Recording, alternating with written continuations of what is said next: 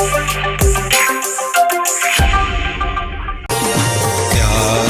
प्यारा प्यारा प्यारा जय जय शिवधारा। जब तक कोई बात, कोई विषय, कोई काम, कोई क्षेत्र, फील्ड, फैकल्टी ठीक तौर पर हम लोग समझते नहीं तो ठीक काम नहीं कर पाते। उस दिशा में, उस डायरेक्शन में अगर काम ठीक नहीं कर पाएंगे तो रिजल्ट, फल या परिणाम की अच्छे की आशा कैसे रखी जा सकती है। इसलिए ही जरूरी होता है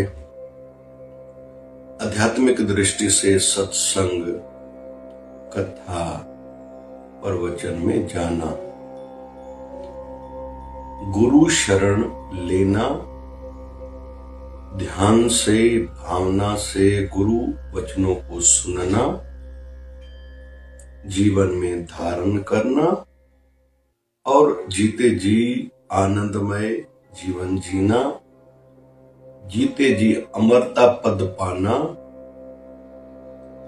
अपने शरीर के जीवन के अंत को अच्छा बनाना और परलोक को भी संवारना।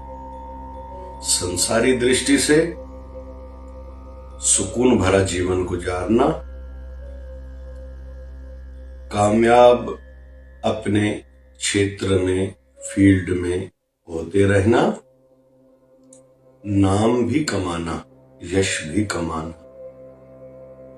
अपनों का प्यार, आशीर्वादें भी कमाते जीवन में आगे बढ़ते रहना। तो यह सब संभव है, पॉसिबल है। लेकिन इसको जब तक समझेंगे नहीं, वैसा करेंगे नहीं तो रिजल्ट या फल कैसे प्राप्त करेंगे। तो आज हम लोग एक विशेष गुण के संदर्भ में समझने का प्रयास करेंगे। वह गुण है, फल कभी भी मीठा होगा, रिजल्ट कभी भी आनंददायक ही होगा। कोई भी परिणाम हम जो भी चाहते हैं वह सुख देने वाला, शांति देने वाला होगा। लेकिन उसके लिए जो हमने कर्म किया, जिस प्रोसेस से गुजरे, वह कभी भी आनंदमय नहीं होगा। वह संघर्ष भरा होगा, मेहनत से, हार्ड वर्किंग से ही भरा हुआ होगा। धैर्य रखना पड़ेगा, संभल के, समझ के एक एक कदम आगे बढ़ना होगा। तभी फल, तभी रिजल्ट अच्छा मिलेगा। प्रोसेस जो भी है, कर्म जो भी है, उसमें मजा नहीं आएगा, वो सजा लगेगा। होगा नहीं, सजा लगेगा, लेकिन मजा आएगा रिजल्ट के बाद, फल के बाद। जैसे स्टूडेंट साल भर पढ़ाई करते हैं, उनको मजा नहीं आता, उनको सजा लगती है। लेकिन जब अच्छे मार्क्स आते हैं, जिन्होंने बहुत पढ़ाई करी, दोस्तों के साथ ज्यादा घूमे नहीं, ज्यादा एंटरटेनमेंट से खुद को बचाया, फजूल की बातों से खुद को बचाया, तो लोगों के हिसाब से उन्होंने सजा भुगती है। उनको भी कभी कभी लगता होगा मैंने सजा भुगती है, लेकिन जब अच्छा रिजल्ट आएगा, वही आगे चल के जब कोई एंट्रेंस एग्जाम पास करेंगे, बैचलर डिग्री, फिर मास्टर डिग्री पास करेंगे, फिर उनको जब अच्छा कभी जॉब मिलेगा या अच्छा धंधा करेंगे, पैसा कमाएंगे, नाम होगा और साथ साथ में आशीर्वाद मिलेंगी। उस बच्चे के कारण माँ बाप का सर ऊंचा होगा। तो जब फल मिलेगा उनको, मजा तब आएगा, सुकून तब मिलेगा। जब वो पढ़ाई कर रहे थे उस समय मजा कोई नहीं था। जिस भी बाप या दादा के बेटे की शादी की है, तैयारियां चल रही है, या बेटी की शादी की तैयारियां चल रही हैं, तैयारियों में कोई मजा नहीं है। थोड़ा अच्छा लग रहा है, लेकिन कहीं तो भी चिड़चिड़ाहटपन आ जाती है, कभी चिंता सताती है, कभी कभी कुछ तकलीफें आती है, कभी हलवाई ने धोखा दिया, होटल वाले ने धोखा दिया, शहनाई वाले ने, फिर कपड़े अच्छे नहीं मिले, दर्जी ने धोखा दिया, ये हुई तकलीफ, वो हुई, कोई मेहमान आने वाला था नहीं आ रहा, कोई अपनों से तनाव बन गया, ये होगा। लेकिन जिस दिन विवाह बेटे का हो गया, घर में लक्ष्मी आई, बहू रानी आई, उस दिन फल आया, सुकून मिलेगा। बेटी का विवाह हुआ, वो अपने वर घर में जाके सुखी हुई, पिता के मन को शांति मिलेगी, माता के मन को शांति मिलेगी। लेकिन जो प्रोसेस था उस समय शांति नहीं थी। गृहिणी रोटी बना रही है, आग का ताप सह रही है, 3-3 घंटे एक पैर पर खड़ी है, सब्जी काटी, धोई, तैयार करी, फिर अलग अलग चावल आदि बनाए, जो भी घर में रोटी आदि, जो भी, फिर मीठे की व्यवस्था करी। उस समय उनको तनाव था। दूसरे शब्द में कहें, ये तपस्या थी उसकी। फल जब आएगा सुकून तब मिलेगा। तपस्या में सुकून नहीं है। वैसे तपस्या तो संघर्ष है, एक मेहनत है। लेकिन जब मेहमानों ने, घर वालों ने कहा बहुत अच्छी रोटी बनी थी, आज तो हमने ज्यादा खा ली, मजा आ गया, तो उनको फल के टाइम पे, रिजल्ट के टाइम पे उनको अच्छा लगा, सुकून मिला कि मेरे मेहनत का ये फल मुझे मिला। ऐसे ही हर क्षेत्र में बहुत से ऐसे धंधे हैं, जैसे पुलिस है, डिपार्टमेंट है, सैनिक है, डॉक्टर्स है, हेल्थ कर्मचारी जितने भी है, बहुत से ऐसी फील्ड फैकल्टीज हैं जिनको त्योहारों के दिन, छुट्टियों के दिन उल्टा ज्यादा काम करना पड़ता है।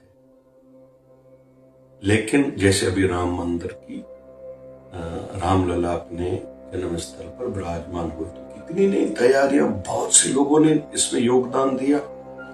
अभी प्रभु अपने घर में विराजित हो गए, उस समय तनाव था। मैं भी गया था अयोध्या, रास्ते में कितने नई प्रोसेस से गुजरना पड़ा, चेकिंग हुई, हमें भी गवर्नमेंट की ओर से इनविटेशन मिली थी।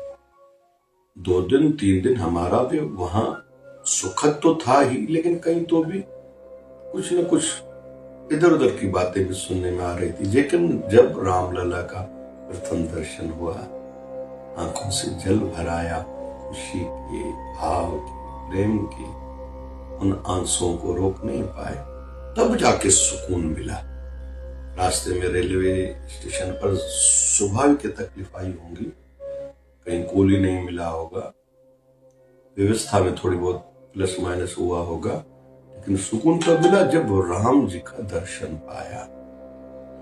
ऐसे ही हर क्षेत्र में, आध्यात्मिकता में भी, ध्यान में बैठो मन नहीं लगता, कभी कभी लगता है मैं तो तंग आ गया हूं, कितनी बार बैठूं, कितने दिन तक बैठूं, कितने समय तक बैठूं सिमरन में। लेकिन जिस दिन मन सिमरन में लग जाता है, उस समय लगता है नहीं, हो गया, मेरा सार्थक सफल हो गया। लेकिन ये हर पल जब बैठेंगे नहीं आता लाभ उतना मिलता, सुकून, आनंद नहीं मिलता। फिर जब आध्यात्मिक सिद्धि प्राप्त हो जाती है, तब जाके आनंद मिलता है, थकान उतर जाती है। तो आज हम लोग सीख रहे हैं, प्रोसेस कभी भी कष्ट पहुंचाने वाला होगा। जब हम मंजिल पर पहुंच जाएंगे, जो प्राप्त करना चाह रहे हो, जब वो पा लिया तो सुकून मिलेगा। लेकिन हम लोग गलती कहां करते हैं, हम लोग कर्म को मजा का भाव ढूंढते हैं, मुझे मजा नहीं आ रहा। नया विवाह हुआ, मजा शुरू में नहीं आएगा भाई, लेकिन वो सदा के लिए उस बच्ची जो जिस घर में लक्ष्मी बन के, बहू रानी बन के आई, शुरू के दिनों में मजा नहीं आएगा, लेकिन आगे चल के वही घर की लक्ष्मी, चाबी उसके हाथ में आने वाली, उसके माध्यम से संतान का जन्म होगा, वही उस घर की मालकिन भी बनेगी। लेकिन पहले दिन कैसे मजा आएगा, नई नौकरी ली है, नया पार्टनरशिप किया है, हो सकता है शुरू में जो भावनाएं थी थोड़ा अच्छा लग रहा था, लेकिन इस बीच में प्रोसेस, जब काम करना पड़ेगा तो सजा लगेगी, लेकिन जब रिजल्ट आएगा तो मजा आएगा। तो काम करते समय हम मजा न ढूंढें। जागरण करने में या सफर यात्रा करने में, जर्नी करने में, या कोई भी काम करने में, पसीना बहाने में या ठंडी सहने में कोई मजा नहीं है, मजा आएगा फल में। इसलिए जल्दी कमजोर ना हो जाए। एक बार, दूसरी बार हम मजा कर्म में न ढूंढे, ऐसा जरूर खुद को बनाए। हंसी बो, खेली बो, दरी बो, ध्यान, ये ठीक है। काम करते हुए आनंदमय जीवन बिताओ, ऐसी आदत बनाओ, ये विषय एक अलग है।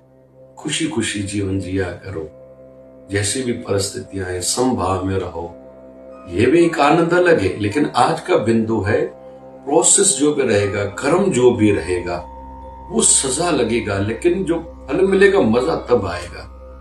और उस फल को ध्यान में रखिए, तो कर्म अच्छा होता ही जाएगा, आनंद आएगा। लेकिन स्टूडेंट कहेगा मुझसे अभी जागरण नहीं होता, पढ़ाई नहीं होती, गृहिणी कहेगी मैं घर के काम नहीं करूंगी, लेकिन मेरा नाम हो तभी मुझे मजा आएगा।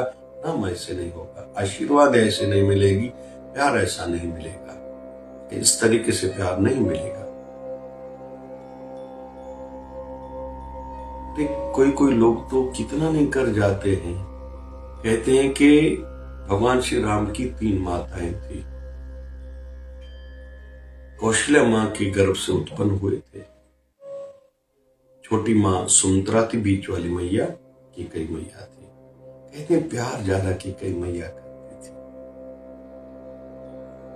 लेकिन कैकेयी मां का कितना नहीं प्यार था। जब राम जी विवाह करके आए थे तो मुंह दिखाई मां सीता को कनक भवन, मतलब सोने का महल दिया था गिफ्ट में। दूसरा विषय,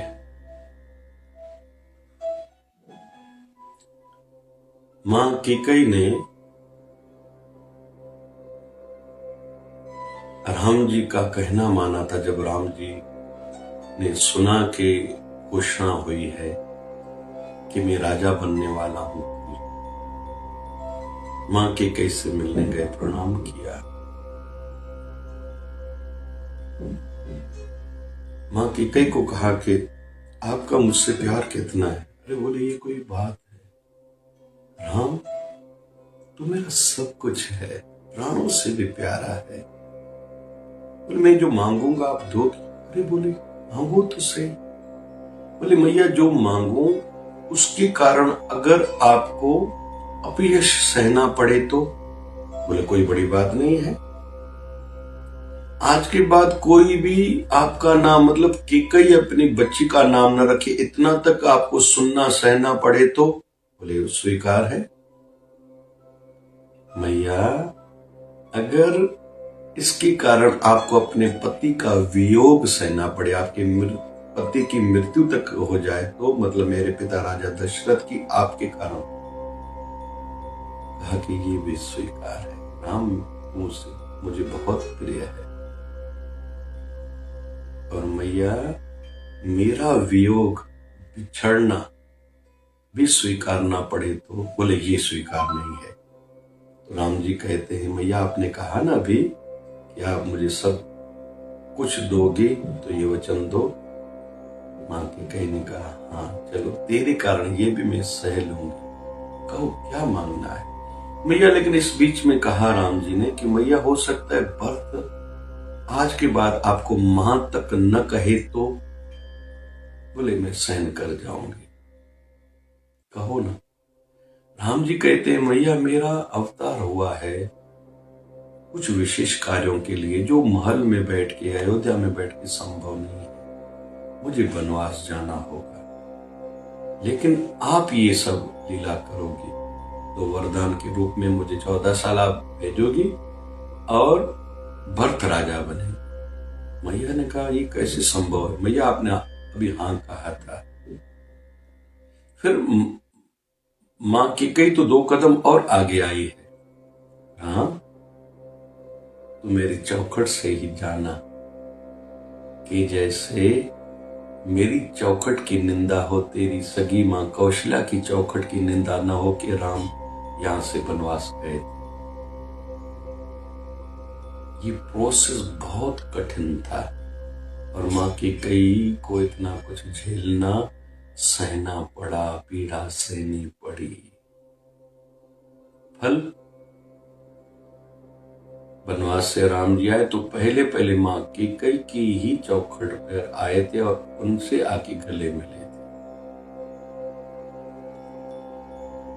और राम जी इतने सारे कार्य करके आए, रावण का वध, फिर मारीच आदि, सुबाहु आदि, जो भी कार्य राम जी ने करे, सुग्रीव से मिलन, हनुमान जी से मिलन, माँ शबरी के झूठे बैर खाना, जटायु का अंत अच्छा करना, अहिल्या अत्रि ऋषि के आश्रम में जाना, कई ऋषि मुनियों के दर्शन करना और दर्शन देना, ये तब संभव हुआ जब माँ कैकेयी ने ये किया। तो प्रोसेस कठिनाई भरा होता है, फल मजा देने वाला आनंदमय होता है।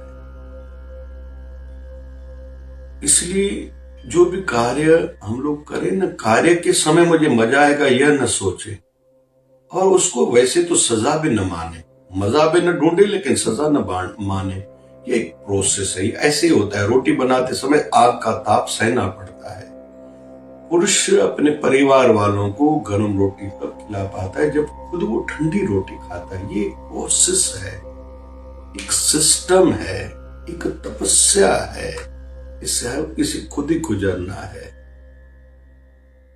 ये नियम है, इसको कड़वा न माने, जहर न माने, किसी को शत्रु न माने। भगवान को हम लोग अपना शत्रु या भगवान सुनते नहीं, देखते नहीं, यह न माने। तपस्या तो करनी पड़ेगी, फिर जाके सिद्धि मिलेगी ना। तपस्या के बाद सिद्धि मिलती है। जो भजन में बैठेगा ही नहीं तो उसकी वाणी में सिद्धि कैसे आएगी? क्यों हम संतों को कहते हैं हमारे घर में चरण घुमाइए, आपके चरणों में लक्ष्मी का वास, ऐसा मानना है। आप दया दृष्टि धरिए, क्योंकि वो ध्यान करते हैं, रग रग में राम है। वो जो सिमरन करते हैं, भजन करते हैं, इसलिए तो गुरु दर्शन की महिमा, गुरु दर्शन के लिए जाना चाहिए, प्रणाम करना चाहिए। उनके हाथ का लिया हुआ जो भी हमने कुछ उन्होंने दिया वो प्रसाद है, प्रसाद दुख मिटाता है। गुरु की दी हुई कोई भी शाल, पत्थर आदि इधर उधर सरोपा नहीं रखी जाती, उसको धारण करना रहता है, क्योंकि उनके रग रग में राम है। तो प्रोसेस कभी भी थोड़ा कठिन होगा, या इसको तपस्या, में तो तपस्या कहूंगा। फल आनंददायक होगा, कभी कभी फल मिलने में देरी भी रहेगी, फल थोड़ा उल्टा भी हो सकता है, लेकिन आज नहीं तो कल बहुत मेहनत, ध्यान से, भाव से किया हुआ कर्म, अच्छी भावना से किया हुआ कर्म फल अच्छा देगा। कभी कभी अलग रूप में देता है, कभी धैर्य से मिलता है, कभी कभी दूसरे जन्म में मिलता है। क्यों? बाल योगी कुछ संत जन्म जाते ही सिद्ध पुरुष ही कहां से शक्ति आई? उन्होंने पिछले जन्म में किया। स्वतंत्रता को हम लोग देखते हैं, मंगल पांडे ने 1857 में प्राणों की आहुति दी। भारत आजाद हुआ था 1947 में, 90 सालों के बाद। जरूर नहीं उस समय किसी को फल मिले। लोकमान्य तिलक तो 20वीं शताब्दी 1920 में उन्होंने जो पहले परंपरा गणेश स्थापना की शुरू करती, फिर शरीर त्याग दिया था। उन्होंने नहीं देखी थी आजादी, सुभाष चंद्र बोस ने आजादी नहीं देखी। ऐसा हो सकता है, नाम अजर अमर। तो ये भी थोड़ा सोचना चाहिए। ऐसा नहीं कि बस फल ही मिलेगा, बस उस दिन मुझे आनंद आएगा, नहीं। हमारा धर्म में करते रहना, तपस्या करते रहना, आज नहीं तो कल किसी न किसी रूप में भगवान फल जरूर देता है, क्योंकि फल देने वाला वो है, इंसान नहीं है। किस रूप में देगा, किस तरीके में देगा, जीवन के किस मोड़ में देगा, मिलेगा जरूर। लेकिन यह याद रहे, हमारे गुरुदेव भगवान 1008 सदगुरु स्वामी शिव भजन जी महाराज कहते थे, अपने कर्म पर ध्यान टिकाए रखो, फल पर नहीं। फल खुद ही अच्छा मिलेगा, कर्म अच्छा करोगे फल अच्छा मिलेगा, लेकिन तेरा धर्म बनता है तो कर्म को अच्छी तरीके से कर, भावना से कर, जो भी कर्म करते हो। इसलिए कहते हैं कोई भी धंधा छोटा नहीं, उस धंधे में जी जान लगाओ, पैसा कमाओगे। सेवा कोई भी है, करोगे, वो सेवा तुम्हें निखारेगी, ऊपर उठाएगी। जो भी गुरु ने मंत्र दिया है वो उत्तम है, इसमें शंका नहीं करो। आपके गुरु उत्तम है, उसमें शंका नहीं करो। ऐसा नहीं कोई नया भीड़ वाला महापुरुष मिलेगा वो उत्तम है आपका गुरु, जिनके पास भीड़ कम है, कोई कमजोर है, ऐसा विषय नहीं है। माँ बाप आपके श्रेष्ठ है, जीवन साथी आपका अच्छा है, बच्चे जैसे भी आपके ही हैं, आप उनको संवारो, सुधारो, बनाओ कुछ। आपके माँ बाप से बड़ा कोई नहीं है, इसमें विचलित नहीं होना है, कर्म करते रहना है। पुंडरीक ने भगवान विठल को प्रकट किया ना, माँ बाप की सेवा करके। संभव है, हो सकता है। हमारे एक अंतिम उदाहरण वेस्ट बंगाल के ईश्वरचंद विद्यासागर, बाल विवाह प्रथा पर चोट मारे काम किया था, बंद कराया था। नाइट स्कूल्स खोले थे, किससे? जो कमाते थे वो उसी में लगाते थे, बस घर केवल रोटी खानी है। और यहां तक भी कहते हैं कि एक बार किसी ने आके कहा कि कल रात को व्यक्ति कोई आपके घर से लौट के गया क्योंकि आपका दरवाजा बंद था। सवेरे जैसे पता चला, चौखट से दरवाजा निकाल दिया। किसी ने पूछा क्यों? बोले न होगी आगे चौखट, न लगेंगे पल्ले दरवाजे, न लगेंगे दरवाजे, न लगेगी अंदर से कुंडी, न लगेगी कुंडी, न लगेगा अंदर से ताला, और न लगेगा ताला, न कोई लौट के जाएगा। आज के बाद मेरे घर से कोई दुखी, दीन, दर्दमंद कोई लौट के न जाए। तो उस समय कुछ लोगों ने उनका विरोध भी किया था, लेकिन इतिहास में वो अजर अमर है। तो हम लोग प्रोसेस में सजा न समझें, प्रोसेस में मेहनत करनी है, तपाना है खुद को, तपस्या करनी है, फल अच्छा होगा। वो कभी कभी लेट हो तो चिंता नहीं, मिलेगा जरूर। परमात्मा है ना, दयालु है, रखता नहीं है। एक कोई बीज बोता है गेहूं का तो उसको कई गेहूं के दाने वापस लौटा के देता है। एक बीज बोता है नींबू का तो हर नींबू में कितने बीज लौटा के देता है। एक बीज बोता है आम का तो इतने आम लौटा के देता है, कई सालों तक आम ही आम फल के रूप में मिलते रहते हैं। ऐसे उदाहरण पूरी प्रकृति में भरे हुए हैं। हम प्रोसेस को दुखदायक न माने, तपस्या माने, फल आनंददायक होगा ही, फल मिलेगा ही, और फल पूरी थकान मिटा देगा, पूरे दुख दर्द भुला देगा। जय जय शिवधारा। प्यारा